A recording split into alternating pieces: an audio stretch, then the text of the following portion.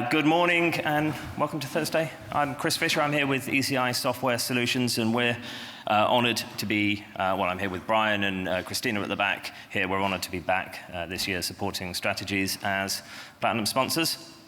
I'm proud to introduce our opening keynote today, turning insights into results, what your pro customers really want. So what do your pro customers really want, and how do we turn those insights into results? In this fast-paced opening session, Beth, PopNikolov, and Grant Farnsworth, here we are, they've snuck around the side here, are going to translate all the research into no-fluff, actionable insights that you can put to work immediately.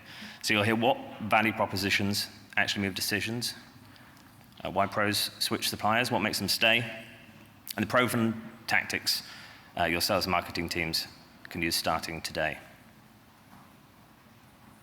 helping you acquire new accounts, retain the ones that you have, and expand your wallet share. So expect clarity, not theory. Expect a playbook you can take back to your teams to cement your status as preferred supplier of choice in your communities. So please join me in welcoming Beth, PopNikolov, and Grant Farnsworth. Thank you, everyone.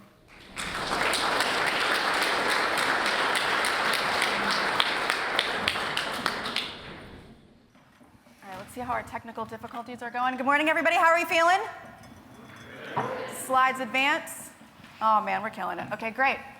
Grant, welcome to LBM Strategies. Yeah, it's good to be here. Good to see everybody. Good morning. Thank you for having us. Beth, excited for today's kind of morning session. Same. These are my people. So, Grant, you work a ton with manufacturers and dealers, more manufacturers than dealers.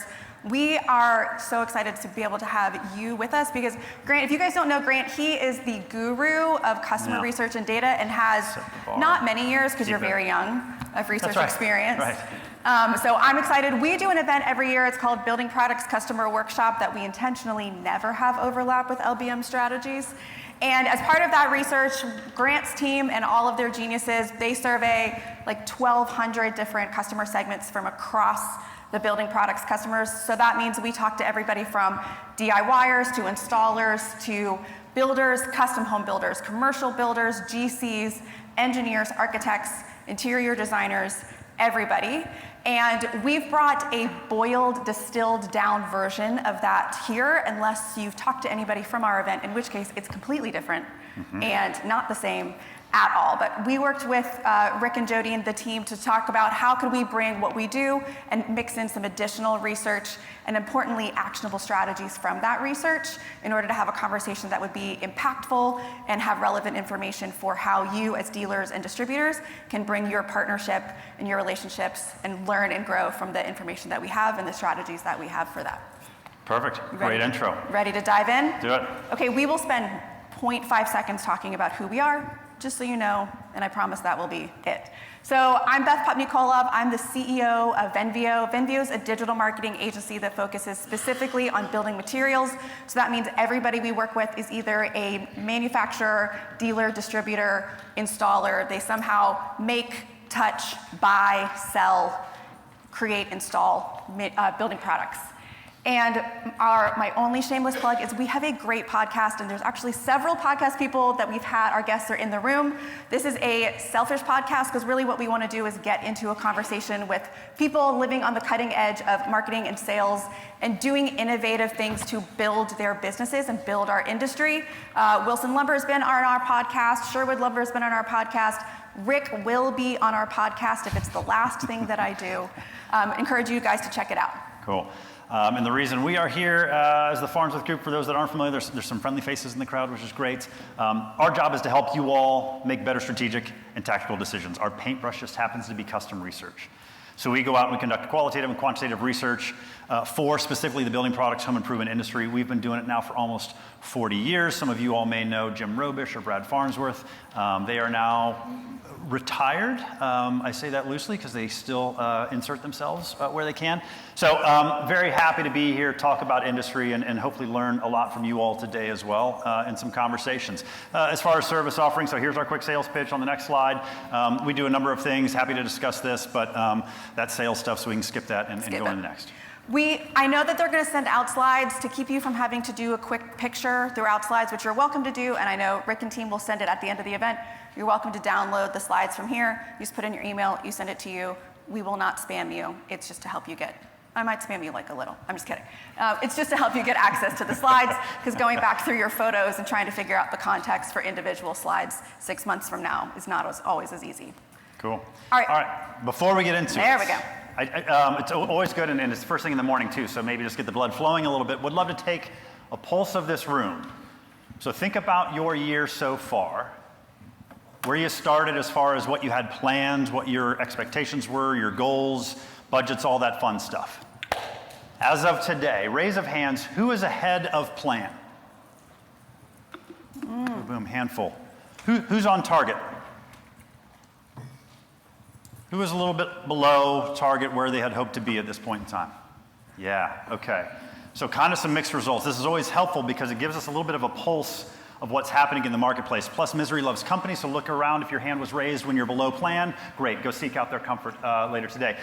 This is very, very common for what we're hearing for this year. I think we came into the year with a little bit of more optimism. Would we agree? Coming into 25?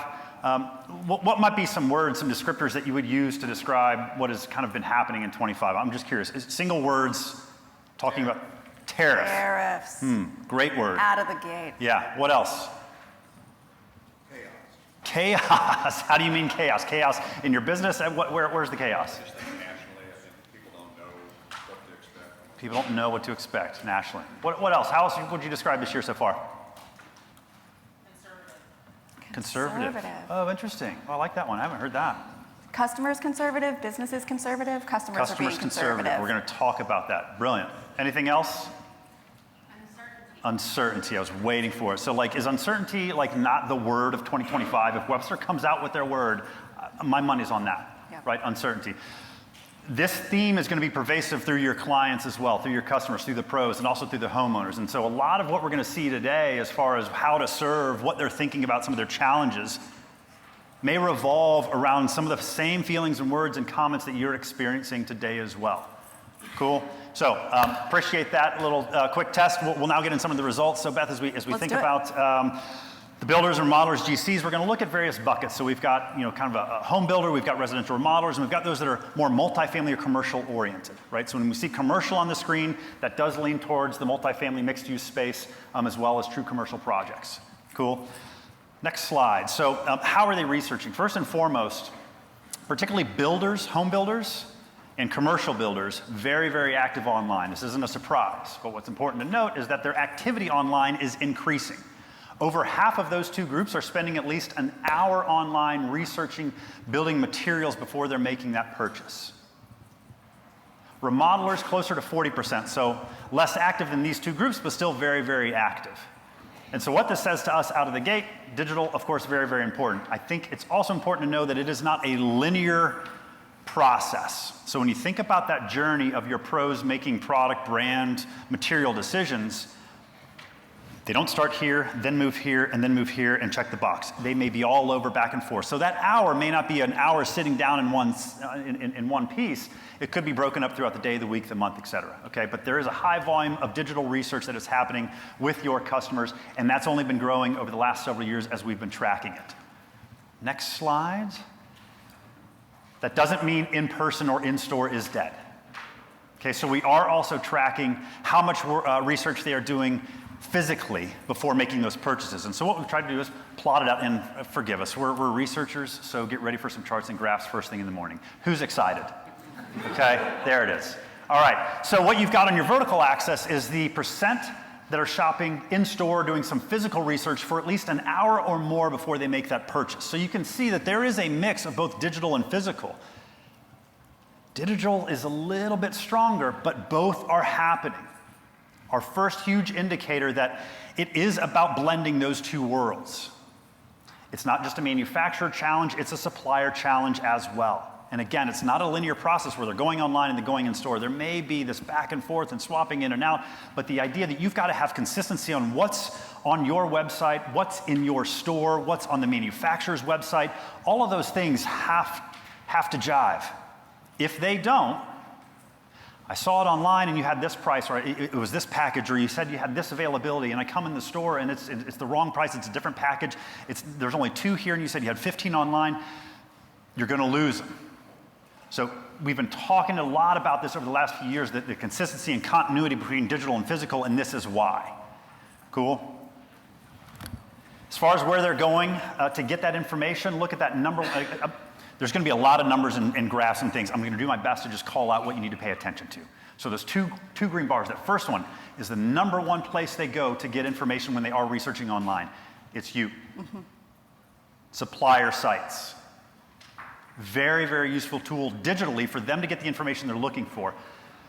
Second and third are going to be Google searches. That's kind of always been the case, and manufacturers are right there in number 3. We always see this exchange between suppliers and manufacturers. So they are going back and forth. Whether you like it or not, it's probably going to happen. So here again is that discussion around consistency and continuity. How are you partnering with those manufacturers to ensure that the new materials they're putting on their website can also be on yours? Because you are a valuable, valuable digital resource for these pros. Cool? The other thing I want to call out is that green bar that's a little bit further to your right. A little country in the morning, great. All good. Play it. Check out the bar further to the right. That's ChatGPT, that's AI. This wasn't on the bar chart 2 years ago. And look at it relative to social media. For commercial pros, the commercial builders, it's stronger. It's more of a tool for researching than social media. Less so for those remodelers, but it's growing and it's growing rapidly. So be paying attention to these new mediums. It doesn't make your job any easier. So really, really sorry. But pay attention to where they are getting information, maybe shifting slightly now with the advent of ChatGPT and AI. And Beth, I think you've got some wonderful stats around the use of it as well. And it jumps off really well from where John and Shane spoke yesterday about what's happening with AI in our industry. So this is a chart that I think puts into perspective really strongly how AI has impacted and really infiltrated not just our industry, but our culture. So if you look at the bottom, does anybody remember when Netflix would show up in your mailbox? Right, so this is a chart of what it looks like for, these are tools and software and online information that we use every day. They're all pretty ubiquitous at this point, and a chart is looking at how long did it take for each of them to get to 100 million users. And so for Netflix, it took them 18 years, God bless them for paving the trail. Even Facebook, which now today is a regular part of conversation, whether or not we like it, and regardless of our feelings about Mark Zuckerberg as a human, not great, it took over 4.5 years for that to become part of our everyday lives, 100 million users wide. If we look at ChatGPT, it was 2 months. 1 million users in 5 days. And it's one of the most powerful pieces of technology development, and immediately everyone jumped on board. The idea that we have LBM Strategies starting with AI as the very opening keynote when I'm still having to have conversations about why social media is a viable medium for accessing and getting in front of your customers 20 years later after Facebook came onto the scene shows the potential that we see and does not hurt my feelings at all. It's fine. I'm excited that we're on board for all of this, and I think what this should tell us is that often the pressure and change that comes into our industry is pressure from our customers, right? Grant can do all the research, I can have all of the great ideas, and I have a lot of great ideas. I'm just kidding. We can talk about anything that we want, and really what we need to look at and say is where is our customer going? And the evidence all points to this is where our customers are going. The expectation that not only are they spending time there, but they're going to expect us as their supplier partner, as their dealer distributor partner, to know how to be there, what we're doing there, how to help and support them when they're in the places that they spend time researching and looking for information and support. This is simply a part of our part of our buyer journey that we do not have the privilege to ignore. So if we look at a couple of other things, also, did anybody see the Forbes article? This is not in here. The Forbes article yesterday that Walmart and ChatGPT just announced a partnership. Walmart and ChatGPT announced a partnership, which means you will be able to autonomously restock your refrigerator is basically what it comes down to. Any items that you buy from Walmart, you can buy through ChatGPT, which means they're going to track you're probably out of this. Instead of that stupid button that Amazon tried to come out with where you tap to get toilet paper, it's just going to intuitively know you have this many people in your family, this is how long it takes for you to go through paper towels or toilet paper or cereal or whatever, and starts being able to autonomously ship and restock. Right? And this is on top of the Spotify announcement that they had 2 weeks ago. Yes. ChatGPT finally figured out how to make money, and they're very excited. So if we look at this, this is an article that came out earlier this month from Search Engine Land. They did a survey through Yext. Yext is an online SEO monitoring tool. And what they found is that consumers do not trust the first search results in Google search or Bing search or DuckDuckGo search or whatever, and that they are instinctively and more going to AI as a secondary and tertiary resource. So Google has done some funny things over the last couple of years, and basically all of that amounts to the lack and reduced trust that we have in the search results that are there. We all skim down past the ads, right? We see ad, right? Don't tell any of our customers that we do digital marketing for that that's the case. People do click on them quite a lot, but you scan down past the ads, and then you get to the first one, and they're all pretty frequently the same sources, right? Pinterest is there, Reddit is there, Forbes is there, the New York Times is there, there's publications there. Less and less are you able to really rank well for smaller blogs, more niche avenues, more niche websites. And the result of that really has degraded the trust that individuals have in the information they're able to find, which is the opposite of what Google was going for. Interestingly, we trust the AI overviews that we see on Google more than we trust the individual links. I'm seeing head nods, it's great. I'm glad. I was worried, I was like, I'm just gonna throw it out there. Right, so we trust the AI overviews more. The result of this is people look, we find, we see what we can get, and then they're going to multiple other sources. This says 9 in 10 Americans double check or expand their search elsewhere because they do not trust the first answer. So I know the word consumer is up there, and this means all buyers in general. We're not just talking B2B here, it is B2B and B2C. However, importantly, 9 in 10 Americans, we can safely assume that our customer base falls within 90% of Americans. And to Grant's point earlier, what we see happening is both this back and forth. So if your customer is searching in ChatGPT for something like, who is the best, is this my next one? I pressed the button. Pressed it again. There we go, thank you. Right on cue. Okay, if we look on ChatGPT, this is a real search that I did. What's the best lumber dealer for a custom home builder in Nashville? So your customer is gonna go here. This is one line. I asked a one-line question. Its first response was, well, you know, best is relative. It depends on what you mean best is. Then it's gonna list all of the lumber dealers that it came up with. I want to call it out that Walker Lumber is noted on here as being an LBM Dealer of the Year. I thought that was really cool. So it has all of the dealers. It's gonna give me some different strengths, weaknesses. Where are they? What's their specialty? Are they a lumber dealer? Are they a millwork? Do they have faucets and fixtures? And then it gives me recommendations for here's how you make your own decision. I asked one question. The level of detail here is absolutely next level. And if you watch the trajectory and the changes in the rollouts of ChatGPT and other models, what they're doing is lowering the barrier to entry. The idea that you have to go and get a degree in training in order to prompt it accurately to get the right response, they're lowering that barrier to entry. What that means is that the ubiquitous use of AI will only ever increase. And so ultimately, what happens is when a customer comes here, they say, you know, if I'm a new builder in the area, or I'm an annoyed builder with my current supplier, I'm gonna be like, man, I want the best. Who's the best? And it's gonna give me all of this information, and it tells me how to assess my own information, and at the end, it's like, but really, it's these guys. So I'm gonna look at that, and then from there, we're gonna go to, you're gonna go back to Google, and you'll typically put in the exact name of the company that was recommended or the company that you're looking into. So that's where we're seeing a significant increase in direct traffic, organic search from direct searching for your brand names. This is the back and forth that Grant is talking about. Now, there's one important additional caveat here, which is all of this information relies on the fact that it exists somewhere. ChatGPT does make stuff up, or what they have branded hallucinate, which just means gets it wrong. But what this means is that these websites, these companies have information that exists both on their website, on social media, on YouTube, on Reddit. Like 40% of what ChatGPT gives back to you is from Reddit. It exists there and tells ChatGPT all of this information about it. So this is the call to, you need to be present and thinking about not just how am I getting people to my website, how am I informing them once I'm in front of them and having a conversation, but what are all of the areas online where they're spending time, and how do we make sure that that's getting properly addressed and assessed when we show up in ChatGPT, because also it will make up information about your company. And what you don't want to have happen is people be like, who's the best? And they're like, what, is Walker Lumber the best? And they're like, Walker Lumber, never heard of him. You should try this other guy though.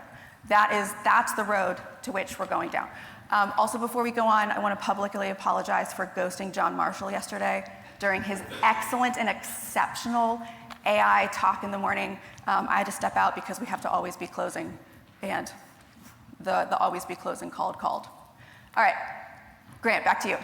So what are they learning then? As we think about all the information that they're trying to take in, there is an install component to this as well. So even though they are skilled pros, there are a lot that may be doing one-off projects. There are a lot that may be doing 3 types of installs, shower door installs that are customized every single time. And so there is still this learning aside from what they may be gathering on information from chat or from your website, from the manufacturer's website. There's also the install component, right? And so when we look at some of the sources for the install piece or how they're learning about the install piece, videos are becoming really, really strong in the pro community. You may not think it. You may look at videos as a DIY tool, right? Helping the first-time homeowner lay some tile. That isn't the case. This is a pro tool as well.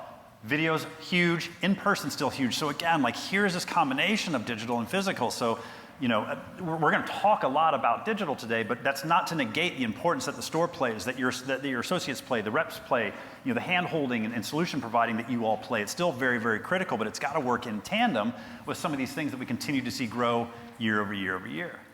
And so when we look at those how-to videos, they are coming predominantly from YouTube. It is a #1 social platform being used by your pro customers if they are using social media for product and material research. YouTube is #1. And again, that's the proliferation of videos. A few years ago, it just wasn't there.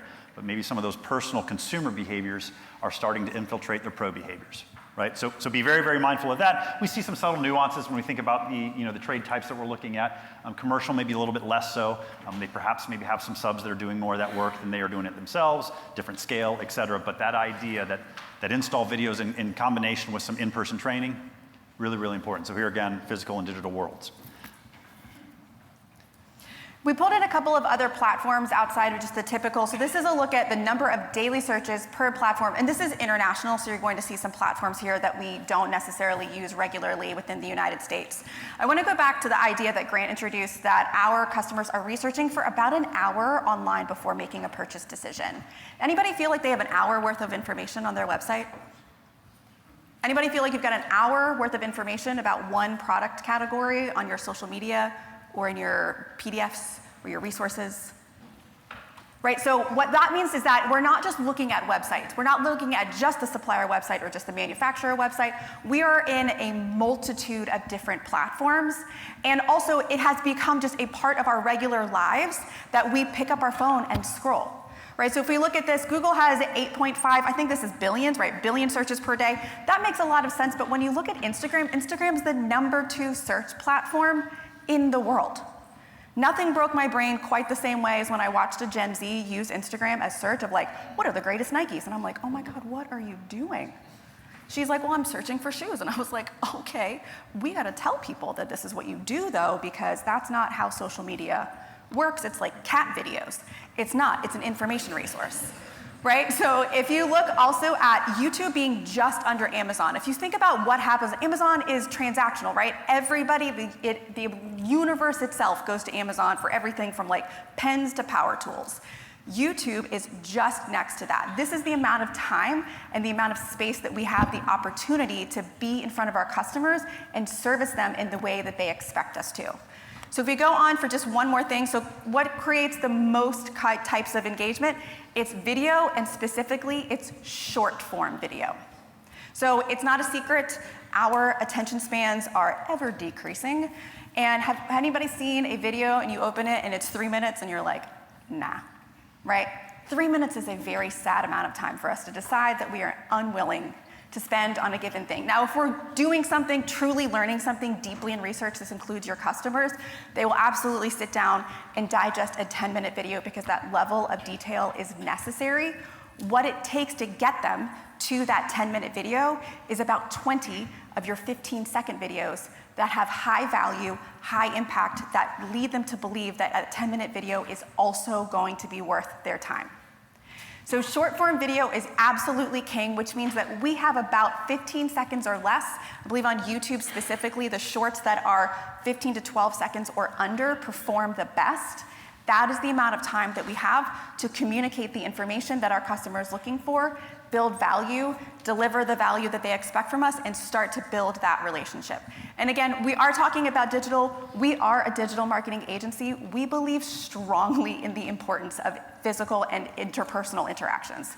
We are not vying for a day where everybody places all orders online, and a drone just like flies over and drops it off and goes back, and then robots install it, right? I hope that is not the world in which we're looking for. We know that we're a service industry. Everybody who won the Dealer Award, the Dealer of the Year Award yesterday said that we're a people-first industry, which we 100% agree with. The call to action here is that being people-first means having to be where our customers are, fulfill those expectations, and the expectations have exponentially shifted to having some level of presence online without losing anything that we've been doing in the physical. We have yet to really see something, Grant, I don't know if you'd agree, that can just not be done anymore. It's always, it's and. It's interpersonal, interrelational, be on my job site, show me how to physically, in-person, one-on-one install this thing, and have a killer how-to video. And have digital download stuff that I can get to and have the instructions in front of me, and have my rep call me on a regular basis, right? So if we look at two examples, Simpson Strong-Tie, we talk about their YouTube presence all the time. It is absolutely exceptional. They do a couple of things really well. Number one, they have hyper-specific product category and project category installation videos that are done really well and really short. So what that means is they're not just saying, hey, this is this fastener and this is how you install it. This is this fastener and this is how you install it on a bridge that is on saltwater, or this is how you do this particular deck that is a second level deck, or this particular deck with this particular, this is Trex versus hardwoods versus anything else. They have really, really specific, and importantly, that is not only giving information and value to the customer, it's also data research and data feedback for them. What are our customers looking at the most? Where are they spending the most time? Hey, we are suddenly seeing a lot of interactivity on this particular product and this particular video. That tells us that maybe there's a gap there, and we need to do some more research, some more input, some more content creation there. But yeah, for a lot of us in the dealer space, so manufacturers, they have thousands and thousands of SKUs, and you guys also stock thousands of SKUs, but in the dealer space, it can feel like, gosh, what do I even do with all of that? How do I create content every day? So I did research. I actually asked ChatGPT, who has the best YouTube presence. This is a really small mill yard, like lumber mill yard, in somewhere in the Midwest, I think in Montana or something. They have 212 that text is really small. 229,000 subscribers. They post on a weekly basis. This is a mill yard. They're just milling lumber. They have basically one thing to talk about. And I just need to be really honest. When I saw that this was a young girl talking about lumber and that there were 100 comments, I was like, oh, the internet was not kind today.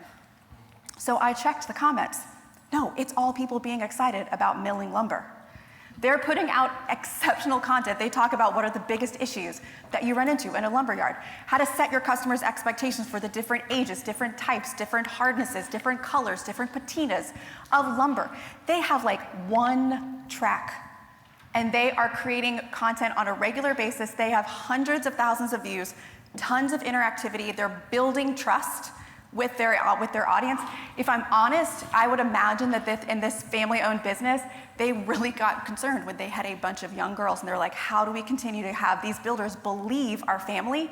And I believe them. These women know a ton about lumber. Everything is content. Everything is content. Your customers have questions. They run into issues. They have to deal with homeowners. Homeowners have weird questions, y'all. They just do things very odd and constantly ask questions or have frustrations that it's our responsibility as the supplier to help bridge that gap and build that value. It's also an incredible recruiting tool. We have the best industry in the world. We did during the Century Club yesterday, seeing we have over 2,000 years of industry experience in this room alone, that is something that is extremely rare, and Gen Z is like running to our industry, to being in the trades and to being in the building materials industry, and they will 100% buy into an authentic organization like is represented here. And this is using YouTube, using social media and short form content is one of the best ways that we've seen to have a recruiting tool, not like, this is Sally and she's been here for 10 years and we love it, and like an awkward headshot, but just letting them have an inside view of what your culture is like, of what it's like to work at your organization, what it's like to work at a place where people put their hands on things for buildings and homes that we live in.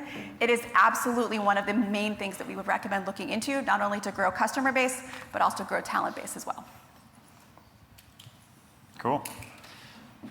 Going to transition a little bit into brand and supplier selections and how they're making decisions, some of the things to be thinking about, again, as we look at the pro customer. So what makes them choose a brand? You'll see on the left-hand side, high quality. And so Beth and I talk about this regularly. It's always going to be top of the list. The product has to do what it's supposed to do. A roofing underlayment has to work. It's got to keep out the elements. It's got to protect the home.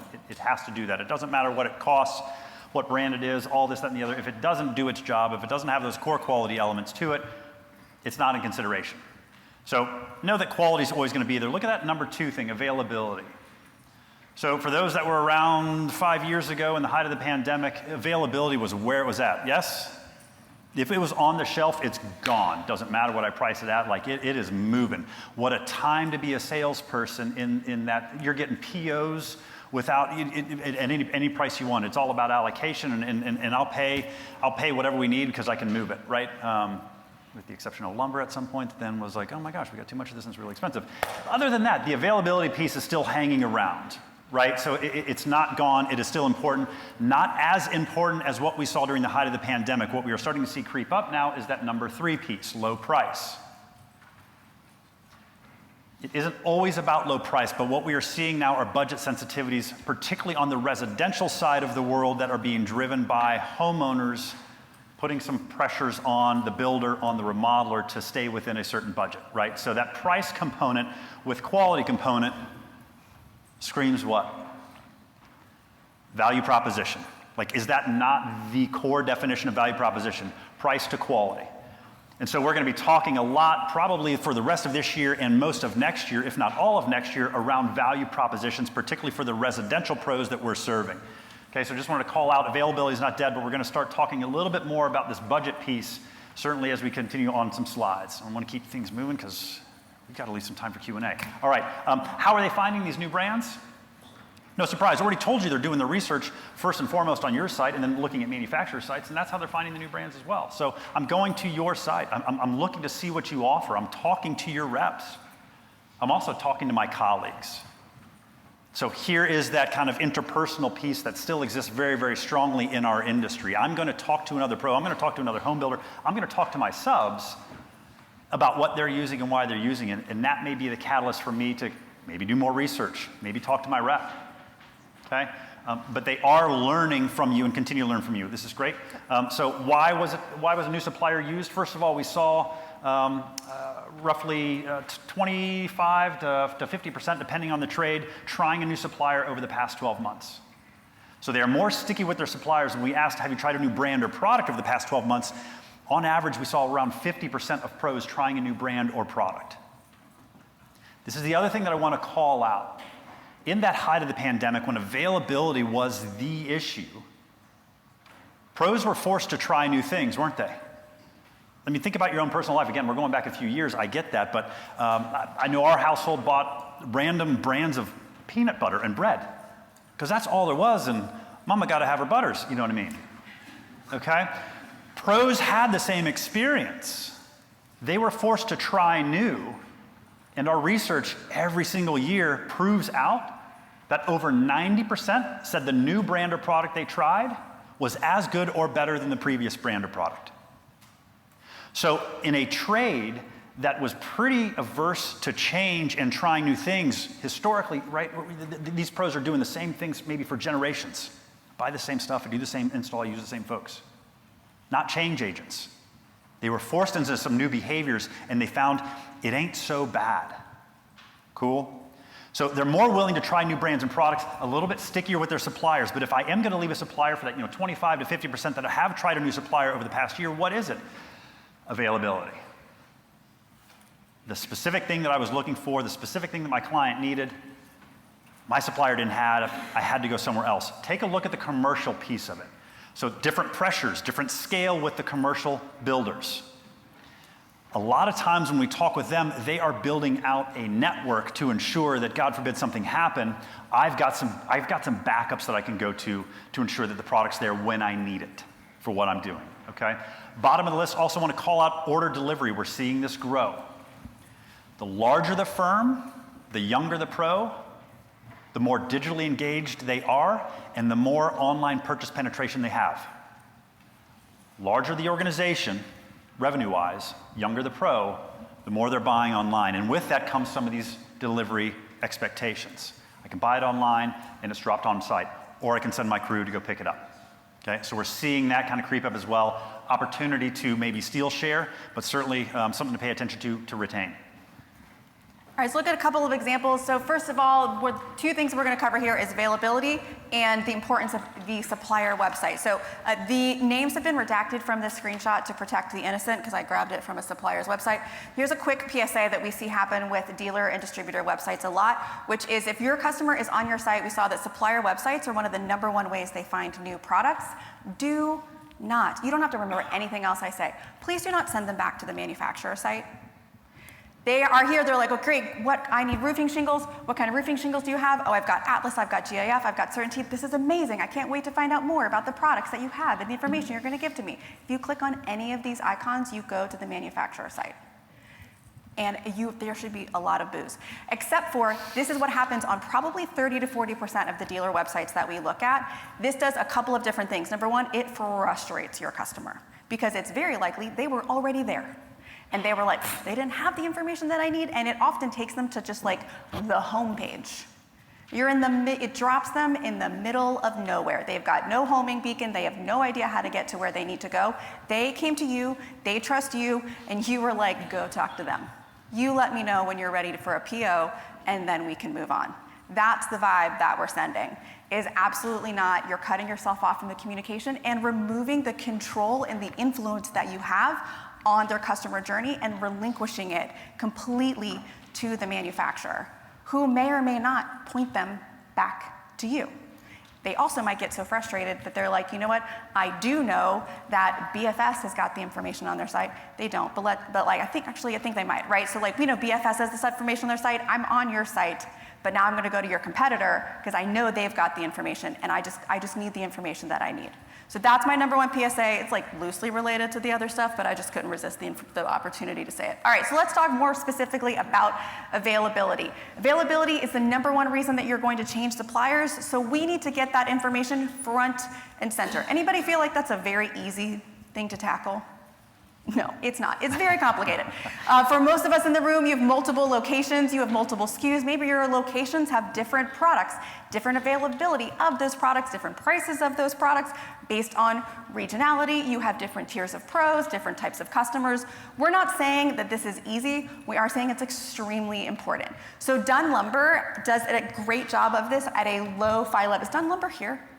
Okay, they do a great job at a low-fi level. This is not going to be the world's most amazing UX that you are about to see. They have that little tiny, frankly, if anybody knows them, a little too small, stock status button at the bottom, which is gold.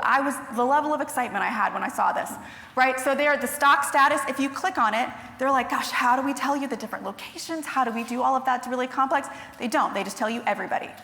Now, again, is this the best UX? No, but this is a very doable, very digestible way, and our industry, we're smart, your customer's smart enough to know where they live. They're smart enough to look at this and figure out what of those locations or branches is best for them, and they can get the availability of just about any product on their site. And if this is something that is much easier to tackle than a super complex back end that is gonna have to go through and maneuver all of those things if that's not on your roadmap.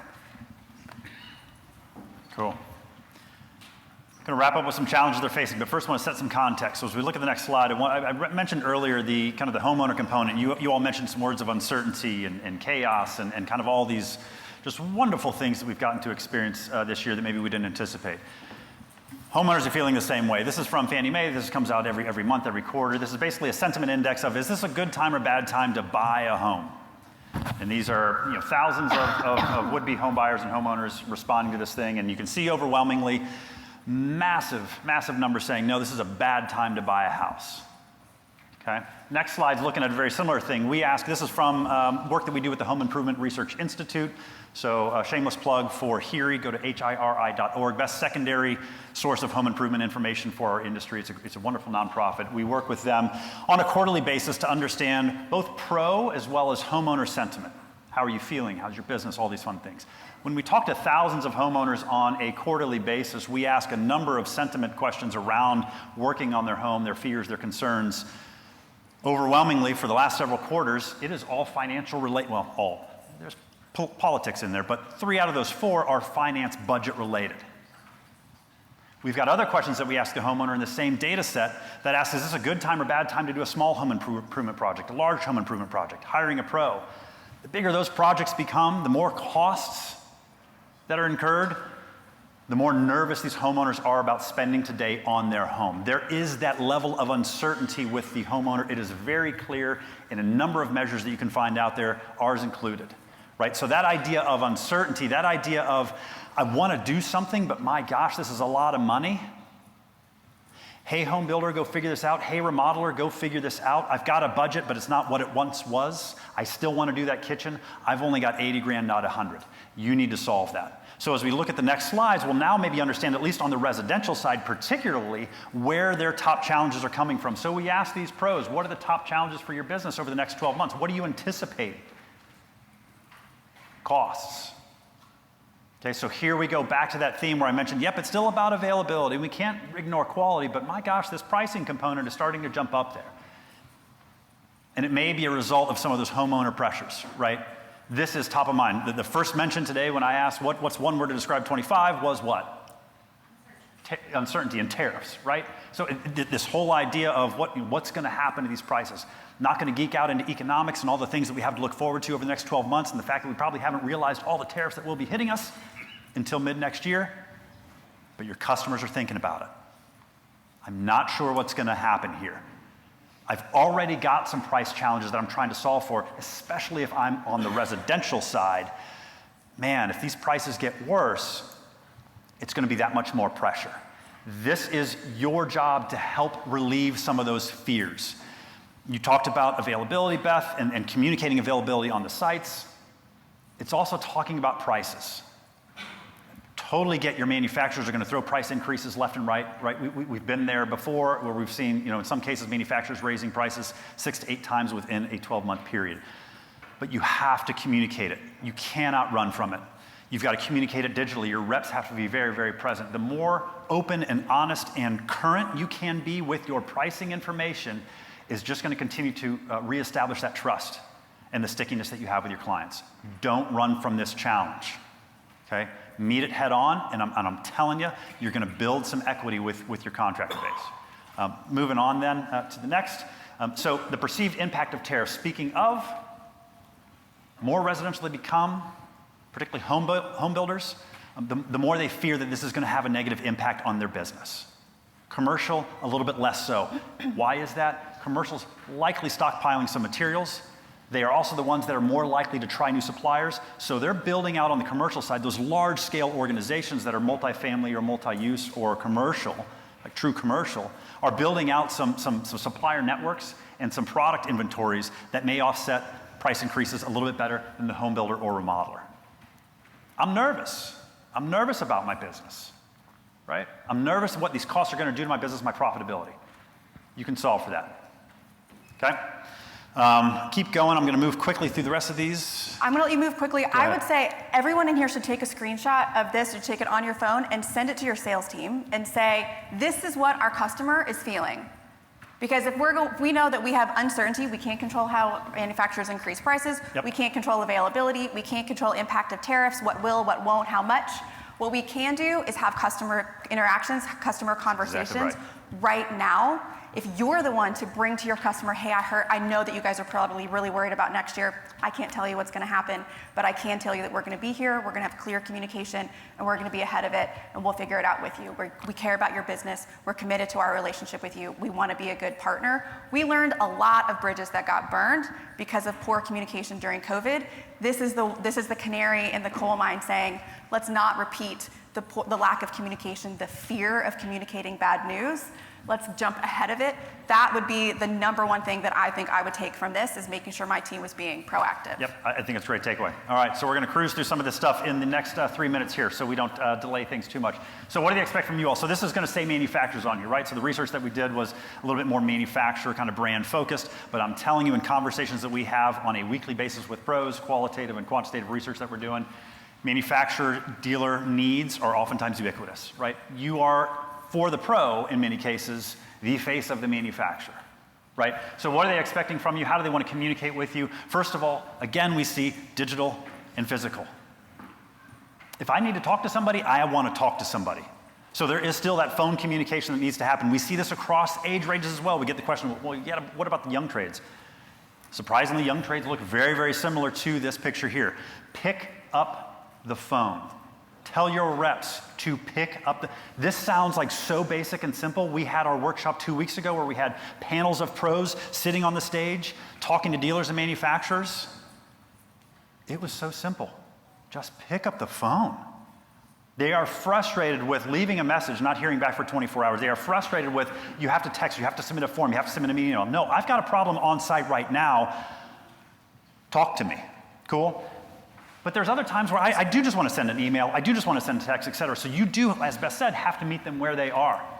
When we look at what they are expecting from you on those types of information on the next slide, if I'm right, what do they want to know when they are reaching out to you? What is it? Oh, shocking. Hopefully, if you've been awake this whole time, it's the same stuff we've been talking about. Pricing and availability, isn't it?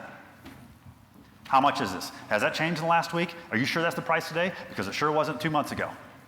How much, your website says you've got 3 in stock. Is that right? Okay, cool. The consistency across all these platforms and the reiteration from your team that yes, in fact, that is it. Here's what's happening. The communication, the transparency, it is so critical, y'all. I mean, this is 101 stuff. In some cases, you don't need to get too fancy. Pick up the phone, communicate, be transparent, be honest with what's going on, and be as current as you can with some of these pieces of information. The warranty piece comes into quality, but it also comes into resolution. So as we look further at some of this work, the support requests are quickly resolving issues. That's that warranty component, right? This thing busted, or it showed up busted on site. It's under warranty. I haven't yet installed it. Fix it. I need help. We didn't talk at all about labor today. That's a whole other hour session, right? But I'm strapped for time. Time is money, and I've got few people to do it. So I need your help to make my business efficient. Whether that's ordering online, whether that's delivery, it sure as heck is solving product problems that maybe show up on site. Be responsive. Number 2 there, phone support. So again, just pick up the phone. Next slide. So let's look at an example of a manufacturer, and this would be anybody that's doing this well. What we just saw is that your customer wants to be able to get in contact with you, however they want to be able to get in contact with you. So that means that if we're looking at your website or talking to your customers, we need to be able to offer them things such as, oh, I've got a phone number? Great, you want a phone number? Oh, you want to text with me? Does anybody offer text messaging? The idea that you're going to get so many more frequent feedbacks and back and forth from texting than phone a lot of the time, except you do need to pick up the phone here, right? You want to chat? Great, I've got something for you right now. Do you need a price? Great. We're giving our customers the ability to have a communication process with us in the form that they choose. We're not forcing them down a singular path. The very last thing that I'll mention is we saw that they want to be able to get in contact with you. How long do you think your customer thinks they should wait when they reach out to you? 30 seconds is the right answer. I don't know who said that. But were you being serious or were you joking when you said 30 seconds? Yep, you're right. The tone of which you said that tells me that you don't necessarily agree with their expectation. Average customer expects for you to get back to them within 60 minutes. Anybody ever filled out a form on a website and gotten a response within 60 minutes? Almost no, right? On average for B2B, it's 12 to 42 hours. And if it's urgent, they expect it within 15 minutes. They really want 30 seconds. Takeaways, Physical and digital? Physical and digital. Both? I think we've hammered that home. Yes. Video is king. Video is king. Be reachable. Quality plus availability. Basically all of the things. All of the things. I know we've got to go. We don't have time for Q&A? Nope. So you're welcome to find us. Yeah, we'll be hanging around. We'll be here. Yeah. We appreciate you guys. Thanks. Thanks, everybody.